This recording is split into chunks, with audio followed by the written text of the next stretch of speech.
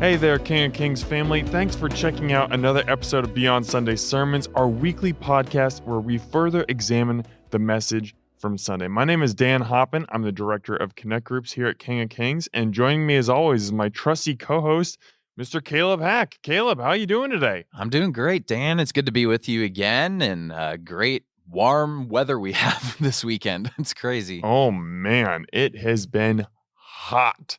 Which it's really no surprise. It's summer in Nebraska. Like, we should expect this because it happens every year. And yet somehow it comes around and like you walk outside and you just like hit that wall of humidity and it's just Not like, prepared for it. Wow. Yeah. Not my favorite. But I think we should be getting a little bit better weather this week. I sure hope so. Yeah. As people are listening to this, I hope that we're down more so in the 80s as opposed to being like 99 with all kinds of humidity. Anyway, non-weather related things. This week, we at King of Kings kicked off a series called Game On, in which we are exploring what we can learn about the nature of God through video games, which I think is a really interesting and kind of creative lens. Before we dive into the first message by Pastor Greg this weekend, Caleb, I want to know, I know that you're a gamer. What is your all-time favorite video game? Oh, man. Or is it just painful to pick one? It can be a little bit painful. I think so. I am definitely a gamer. I've played a lot of games. I've probably spent too many hours, a little bit too much money maybe too on video games. But I think the first big game that I just really dove all into came out, I think it was when I was a senior in high school and I had some friends playing, and then I played it all through college, called Star Wars: The Old Republic. And I'm a huge Star Wars fan. I've never even heard of this. It's a computer, so it's a to get nerdy, MMORPG. So massively multiplayer online role-playing game is what it's called. Wow. I'm impressed. I don't even know anything about it. It's a Star Wars game where you choose your class and you can be like a Jedi or a Sith or a smuggler or a bounty hunter. You know, they have all the things, a clone trooper kind of thing. And you get to choose your character, play through a story, play online with other players. I mean, you do these raids and go up against bosses. There's all these different planets to visit. So like, it's the Star Wars nerds' absolute dream of a game. And I devoted a lot of time to that. So I haven't touched it in years, but I do play some other games, but that's the one that, I mean, really probably made me a gamer. Fair enough. And I mean, what I love about video games like that is the way that they bring people together.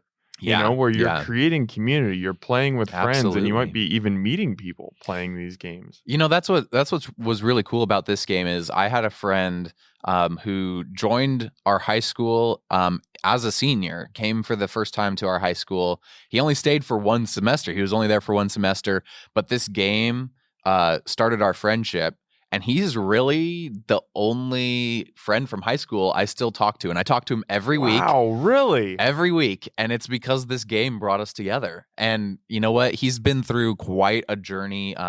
He actually has gone into the games industry. So he's working on video games now as a game tester, worked his way up and has become a very strong Christian after kind of a tumultuous, childhood and high school career. And I think, our friendship has kind of been the balance in his faith life for him, which has been really awesome to see. That is incredible. To be clear, people who are listening to this, we did not talk about this off the mics at all. Like, I'm just learning this. Yeah. This is super cool. Yeah. Has he ever talked about, like, does he see a tie-in between faith and video games in his life at all? I think so. He's the kind of super nerd guy you think of, I think, when you think of video games, but he absolutely is just an astounding person because, all the little minutia that goes into making a video game, the creativity, the writing, the math that goes into it, he kind of takes that, and he's been on this kick lately of like just looking into science and math and how does that compare to the Bible. And I'm like, dude, you go, man. Like, and he talks all the time about how the gaming industry is very, very, very liberal, progressive. Like, like their morals are probably not in line with what I believe in and some of the things that, we believe as Christians. And so he's like, you know what? They need more people in this industry who are strong believers. And so it's really awesome to see him in that role. Well, how stinking cool is that? There's no better way to kick off the podcast than with that story. Man, I almost want to just shut off the mics. Like, that's a mic drop moment. I honestly didn't even think about it until you asked the questions about my gaming history, and that was the game I thought of. And then I thought of my friend Seth. So there you go. Shout out to Seth. Shout out to Seth. You're the man, Seth. We love you, buddy. All right. Let's talk about the message that we had at King of Kings this weekend. Pastor Greg Griffith kicked off our Game On series by exploring the world of Minecraft. Now, I'm old, so I don't know much about Minecraft. This is not a game. I think I played this game one time like 8 or 9 years ago with one of my younger cousins, and he was doing all kinds of stuff and I had no idea what was going on. So for those of you who are listening and like, what is Minecraft? If you're like me, here's a simple synopsis.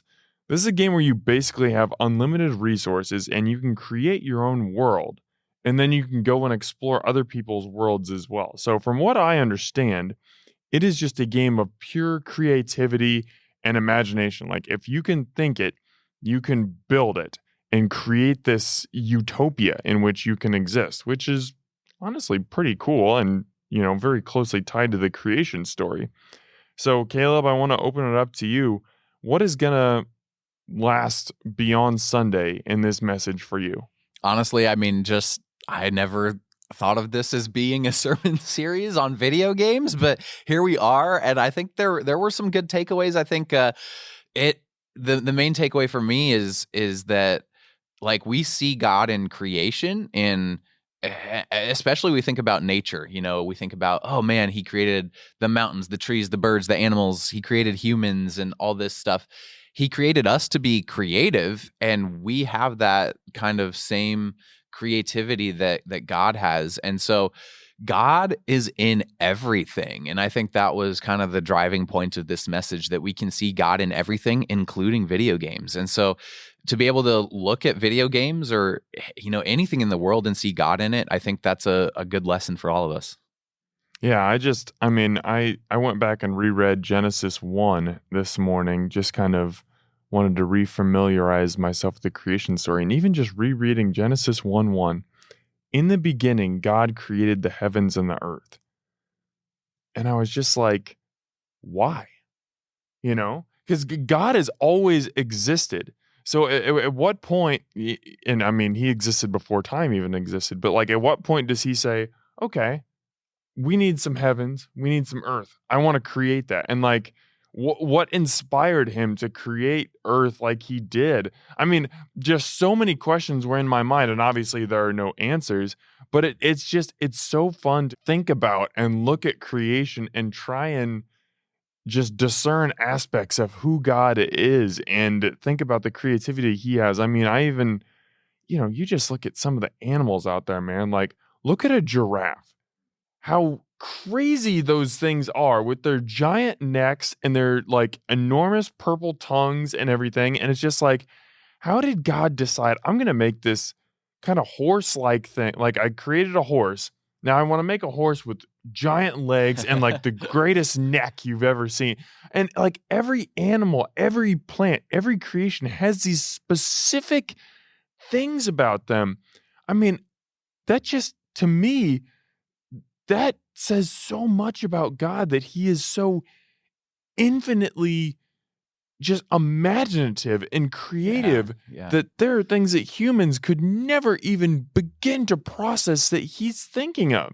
It's unbelievable. It is. I mean, as a huge fan of Omaha Zoo, I love going there. You guys go frequently, yeah. We do. We go a lot, and we love to look at the animals and see everything God created.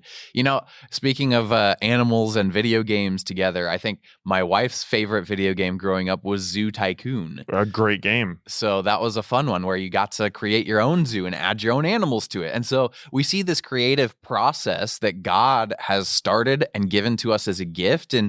And the next step right now for us is kind of in that digital world, in the realm of technology, where we do see video games or AI or just crazy things that are being created, and we can treat that with wonder. We can be amazed by those creations and see God in that. So it's right there for us out in the open, and also right in front of us on our computers too. So I had an amazing conversation with someone on Saturday that made me just like it. I was just blown away by God's creation, and it was about the keto diet.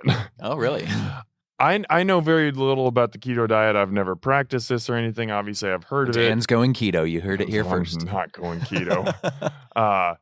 But I was talking with someone who had done this, and he was talking about the process of ketosis, which is, I went and I looked this up. It is a metabolic process that occurs when your body burns fat for energy instead of carbs. So here's how it works according to Healthline. And I promise there's a point to this, so stick with me, people. Many cells in the body prefer glucose for fuel.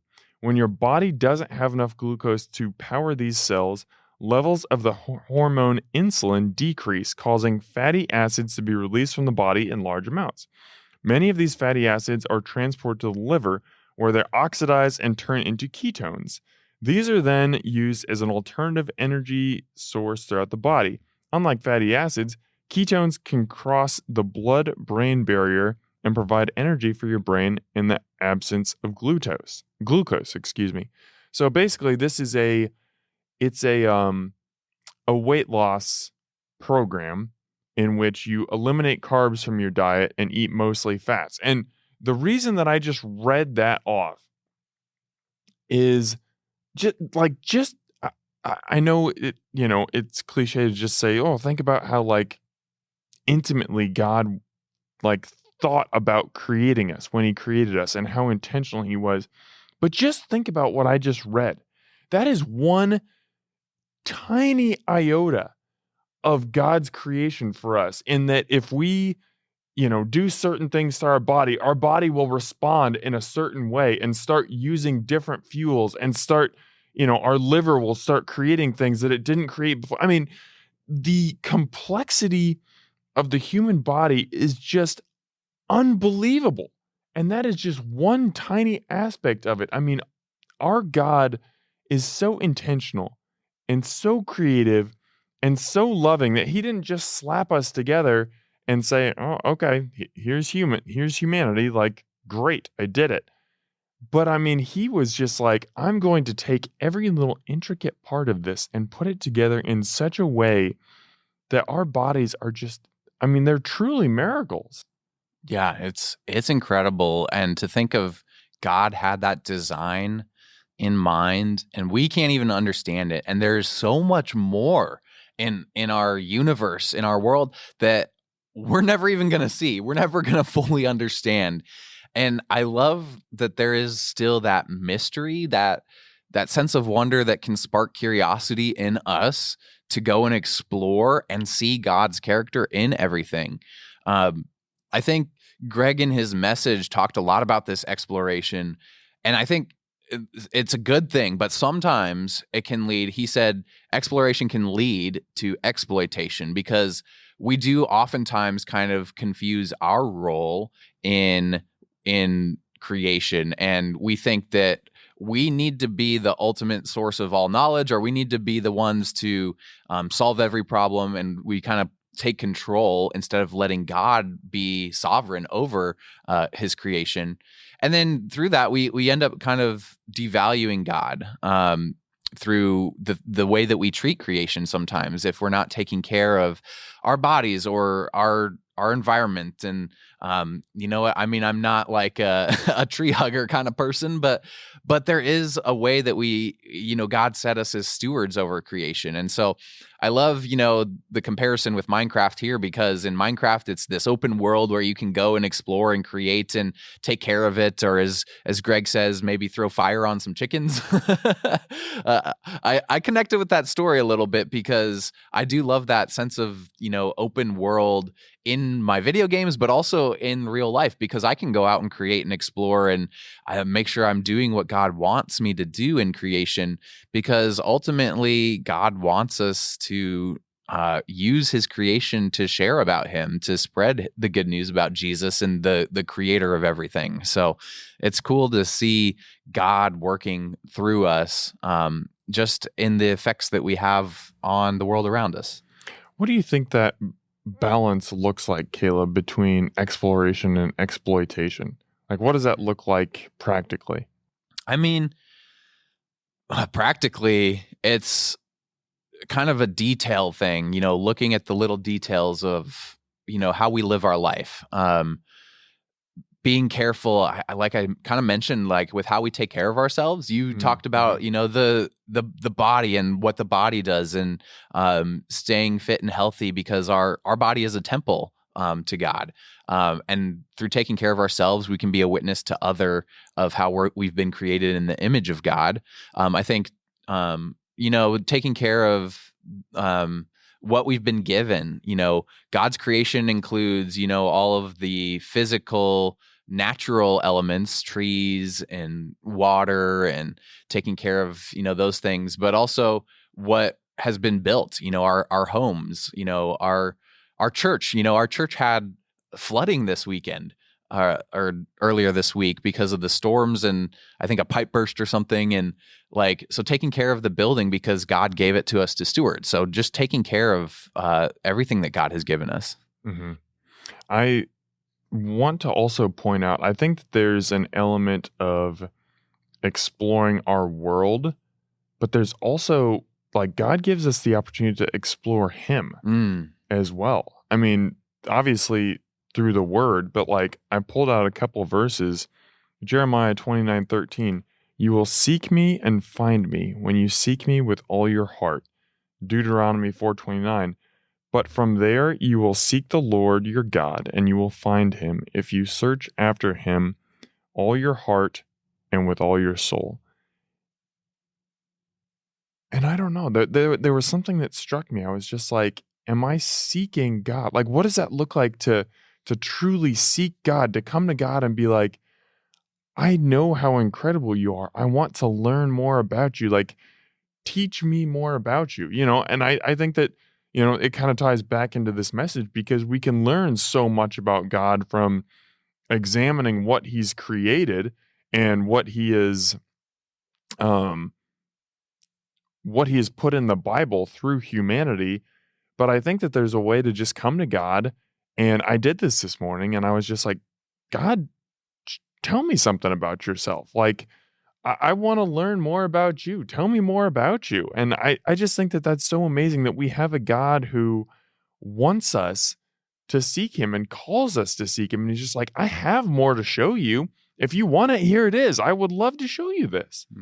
Yeah, I love that Psalm 19 verse 1 puts it this way: the heavens declare the glory of God, and the sky above proclaims his handiwork. So everywhere we look, we see God, and we learn more about his character. And so, God's creation is for us to learn more about him and to see him. And he designed a world that's going to outlive us. And Yep. Greg talked about that. You know what? We're here for a very limited time period, and God is forever. And he created a universe that is going to last forever, just so that we could experience a small part of it and a small part of who he is. And then we get to go on and live an eternal life with him as well through faith in Jesus Christ. So God is with us in creation, but he goes way beyond that, and he brings us into life with him too. The last thing that I want to point out before we wrap up here is something that I've thought about in playing another video game, and that's The Sims. But I think it applies to this game as well. Like, think about in Minecraft, if you create your little avatar or whatever, and you go around and you build stuff or whatever, imagine that you would see that avatar and be like, that avatar is really screwed up. It's sinful. I'm going to go down, I'm going to put myself into this game, and I'm going to die for it. Like that whole premise just sounds absolutely ridiculous, but that's what Jesus did for us. Yeah. He Oh, wow. created us, and we are not what he originally intended. Sin corrupted us, and yet he still came down into the world that he created and said, I'm going to die for this thing that is messed up that I made, but I love it. I mean, I want you just sit on that, listeners, and think about that. Like, anything that you create in a video game, whether it's, a Star Wars character from the game that you were talking about, the Knights of the Old Republic from the top, whether, you played The Sims and you created people that were in a house or whatever, or you're on Minecraft, like, just try and wrap your head around that. You just create something out of nothing, and you get to watch it, you get to even control it a little bit, and then you decide, I'm going to go die for that. Yeah. I can't even comprehend that God's love for us is so far beyond what we can understand. It's incredible. He created everything because of love, because he had so much love that he wanted to put somewhere. He wanted to give it to us.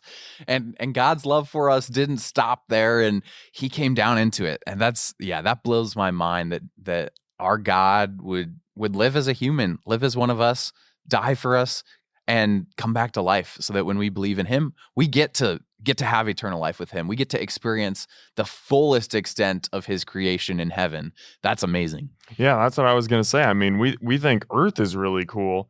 Just wait till we get to see what he created in heaven. It's amazing. That's I can't wait. Fantastic. Yeah.